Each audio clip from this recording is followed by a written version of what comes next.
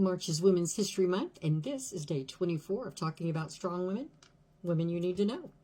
Today, let's talk about Miss Marcinia Lyle Stone, born July the 15th, 1921, in Bluefield, West Virginia, to Boykin and Willa Stone, a barber and a hairstylist. When she was 10, her family moved to the St. Paul, Minnesota area, where they opened the Boykin's Barber and Beauty Shop. Young Miss Marcinia loved to play ball a lot, and she liked to play baseball. Not softball, she wanted to play baseball with the boys.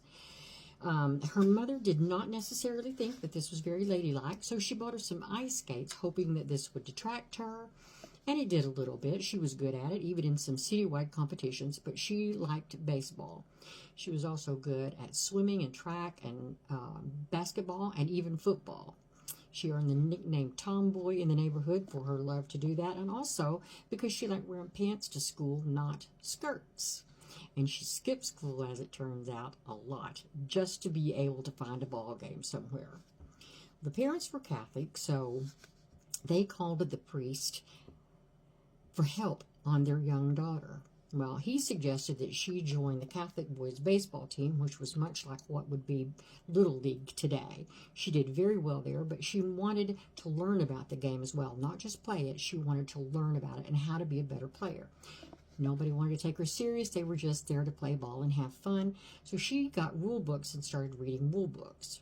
She also found that there was a school one summer that taught baseball. It was led, I believe, by a professional baseball coach. And she would show up there and want to learn and basically pestered. He said she plagued me. I'd run her off, she'd come back. I'd run her off, she'd come back. Anyway, what nobody would teach her, she sat and watched, read, and learned on her own. Again, she didn't like going to school very much. She skipped to play ball a lot. She said she didn't necessarily not like school. It just wasn't the content she liked. So she hung out at the library and read newspapers to learn as well. By 16, she was playing for a team called the Twin City Colored Giants. And since she was paid $2 or $3 to play that, her parents also let her play there as well. She dropped out of high school at some point by 16 and decided she had had enough of school and not being able to play ball as much as she wanted. So she picked up and moved to San Francisco, where her sister was at, and decided to pursue a career there. While she was there, she also decided she did not like to be known as Marcinia anymore. She liked the name Toni. She renamed herself Toni and said, "It suits me." So she became Toni Stone from that day on. When she was there, she also met a man that she married in 1950, and they remained married until he passed away at 103 years old. She also ran into a man who ran a club there and learned of her love for baseball, and he suggested that she join the American Legion baseball. It was only for teens, and although she had played unofficially in Minnesota as well, she joined there and had to change her age from 27 to 17, and she did that from 1943 to 45. The big deal in her life was that in 1949, Miss Toni Stone talked her way onto the roster of the professional baseball team called the San Francisco Sea Lions. She talked them into letting her join this professional team by saying, as a female, I'll be a good draw. She knew she could play ball, but she also knew if that's what it took to get on, she'd tell them she'd be a good draw too, which she was in fact. They wanted her to wear a skirt and be all girly and all that, and she wanted no part of that. And although she did well there, when she found out the men were making more, she said, I don't think so, and left that team, went on to the New Orleans Creoles, where she played from 1949 to 52. By 1953, she had signed with a team known as the Indianapolis Clowns, where she played second base. The Indianapolis team was much like the Harlem Globetrotters are. If you know anything about them, there's a lot of fun, a lot of trick shots, but they're very serious ball players as well. She played second base, a position that she replaced a man named Henry Hank Aaron, who had gone on to play with the Milwaukee Braves, now known as the Atlanta Braves. She did very well there. Some said she got $12,000 a month, but there was a lot of history that said no, that was just to make a big deal over her joining the team. In truth, she was making about $400 a month, which was still not chump change. It was over $5,100 per month. Not bad.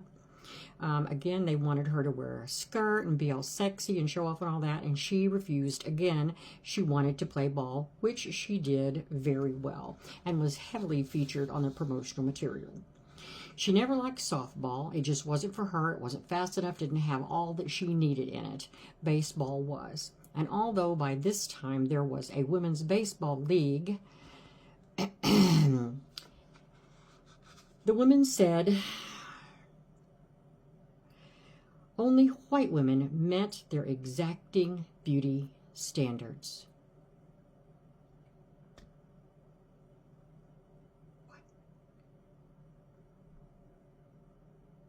Anyway, although Miss Toni was the first female in the professional leagues, they didn't exactly welcome her with open arms. She was shunned and she was mocked and given a hard time that was just unreal.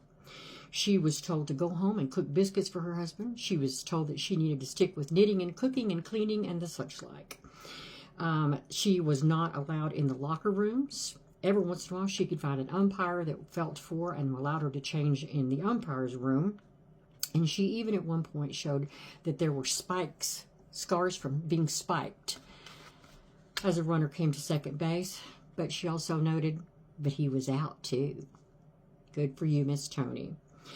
She refused to wear skirts, refused to do the things that they wanted to just for show. She wanted to play ball. And though she herself considered herself to be just one of the boys, it was clear that she was not. In fact, on her last team, she said it was just pretty much hell on earth because they made her sit on the bench pretty much most of the time. And she said she had to sit next to men that obviously hated her. The last team she played for was the Kansas City Monarchs. She got enough of their nonsense and left professional sports in 1954 and returned to San Francisco to care for her ailing husband. Miss Toni passed away at the age of 75 on November the 2nd, 1996 of heart disease. Those who knew her said, make no mistake, she was one of the best ball players you would ever see. In 1990, there were 2 exhibits at the Baseball Hall of Fame that featured her. And in 1991, she was inducted not only into the Women's Sports Hall of Fame, but the International Women's Sports Hall of Fame. In 1990, St. Paul named March 6th Toni Stone Day, and they also have a field named in her honor at the Dunning Sports Complex, the Dunning Baseball Complex. And on February the 9th of 2022, Google gave her her very own doodle depicting her in uniform, 1 foot on second base, throwing to first base as a player crossed the baseball or past second base. So today, on day 24, Women's History Month, we salute our nation's first female who got to play with the big boys in professional sports. Miss Toni Stone, we salute you.